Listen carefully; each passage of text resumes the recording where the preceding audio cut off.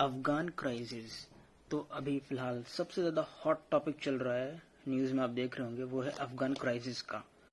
अफगान को तालिबान ने पूरी तरह से कंट्रोल कर लिया है, टेक ओवर कर लिया है, और तालिबान के आगे अफगानिस्तान की आर्मी बड़ी आसानी से सरेंडर भी कर गई। और ये सबसे ज़्यादा शॉकिंग चीज़ थी कि एक आर्मी, जिस अफगानिस्तान की आर्मी जिसे इंडिया यूएसए ने ट्रेन किया हो, वेपन्स दिए हों, और जिसकी स्ट्रेंथ अराउंड 3 लाख सोल्जर्स की, वो कुछ 70-80 हजार तालिबान के आगे सरेंडर कर जाएं, वो भी इतने कम टाइम में। ये बहुत एक शॉकिंग न्यूज़ थी। तो अब फिलहाल की कंडीशन ये है कि तालिबान का पूरी तरह से कंट्रोल है अफगानिस्तान पे। वो अब एक गवर्नमेंट फॉर्म करके रन कर रहे हैं। और इस सिचुएशन के लिए जिम्मेदार कौन है? इसके लिए जिम्मेदार, सबसे बड़ा जिम्मेदार हम ठहराएंगे यूएसए, पाकिस्तान और चाइना को, जिन्हें इस चीज से बहुत ज्यादा इनका लेना देना था, शुरू से रहा है। USA is one of the, it is said that USA is one of the founders of how Taliban was came into effect. Taliban के आने से अब यहाँ सबसे ज्यादा जो प्रॉफिट लेने वाली कंट्रीज हैं वो हो जाएंगी पाकिस्तान, चाइना, और थोड़ा बहुत फायदा रशिया को भी है, बिकॉज यूएसए का यहाँ से इन्फ्लुएंस हट जाएगा, because Taliban consider USA as their enemy. अब यहाँ पर तालिबान बेसिकली है क्या? ये तालिबान एक्चुअली इस तरह से आप इसे स्प्लिट कर दीजिए। जैसे तालिब होता है, उसका मतलब होता है एक student. Talib means student in Afghan language if you consider. तो स्टूडेंट्स जो जिहाद करते हैं, जो अपने धर्म के हिसाब से, तो वो एक्चुअली में तालिबान जो हैं वो स्टूडेंट्स हैं जो अपने खुद के राइट्स के लिए, कह दो अपनी खुद की गवर्नमेंट फॉर्म करने के लिए लड़ते हैं, जिन्हें डेमोक्रेसी पर कोई विश्वास नहीं है, जिनका मेन मकसद आतंक फैलाना ही है सिर्फ। टोटल ह्यूमन राइट्स को वो लोग बिल्कुल भी कंसिडर नहीं करते। प्योर टेररिस्ट हैं जिन्हें कभी भी हम रिकॉग्निशन नहीं दे सकते। अब यहाँ ये जो कंट्रोल है अफगानिस्तान पर पूरा तालिबान का, उसमें सबसे ज्यादा प्रॉफिटिंग नेशंस की बात करते हैं, जैसे कि पाकिस्तान है, चाइना है। इन दोनों को सबसे ज्यादा फायदा होने वाला है। इसमें लॉस बहुत ज्यादा होने वाला है इंडिया का, यूएसए का, और भी जो नाटो कंट्रीज हैं, यूरोपियन कंट्रीज हैं, सबका टोटल लॉस है। लेकिन चाइना और पाकिस्तान इससे बहुत ज्यादा गेन करने वाले हैं।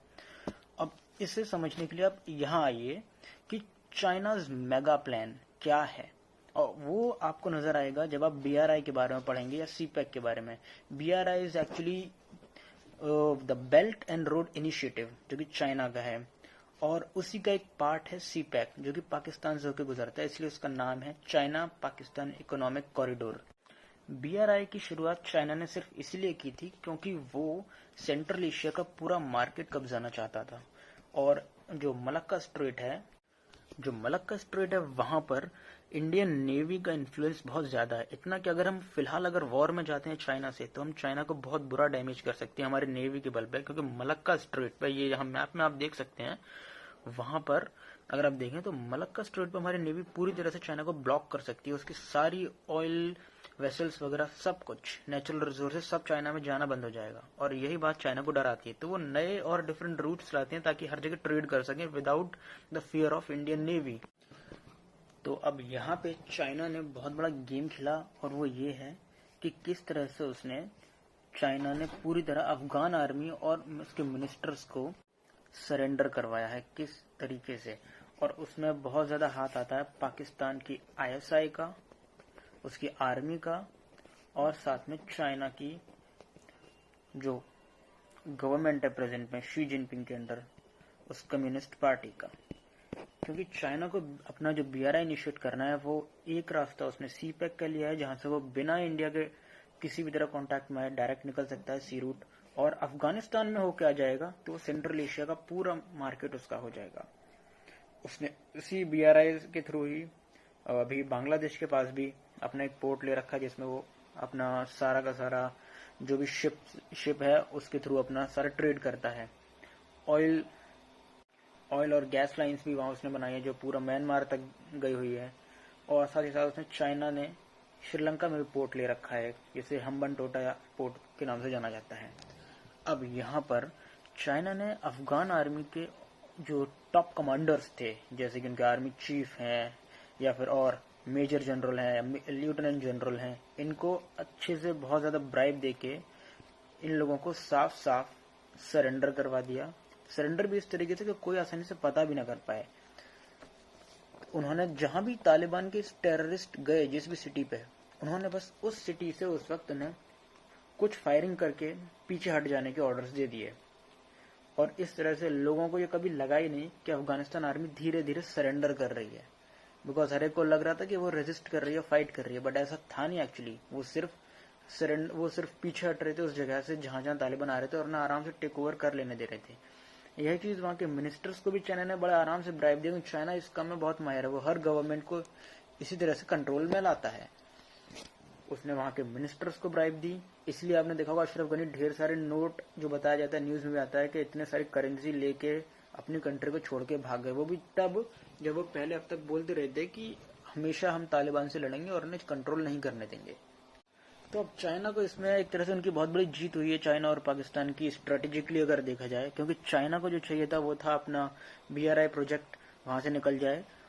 और दूसरी चीज ये है कि चाइना को अफगानिस्तान में मिलने वाले natural resources, raw material, minerals China के लिए एक लाइफलाइन है। उसकी जो इकोनॉमी टिकी है, पूरा जितनी वो शक्तिशाली हो रहा है वो है मिनरल ओर की वजह से। अफगानिस्तान में बहुत सारा लिथियम है जो फ्यूचर का पावर सोर्स है और आज भी बहुत यूज होता है लिथियम आयन बैटरीज में। तो लिथियम की भरमार है अफगानिस्तान में, आयन ओर बहुत ज्यादा है।